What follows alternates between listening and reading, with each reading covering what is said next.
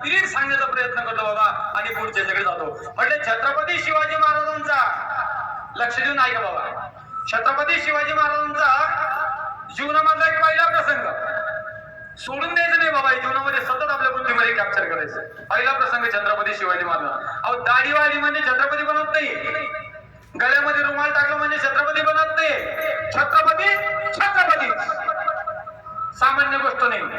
हिंदू संस्कृतीमध्ये असा एक राजा जन्माला आला का त्या राज्यामध्ये एकही स्त्री नाचली नाही बाबा. विशेष प्रसंग, विशेष. आज आम्ही जर बघितलं तर आमच्या माय माऊलींना छत्रपती शिवाजी महाराजांनी एकाही स्त्रीला नाचू दिलं नाही राज्यामध्ये.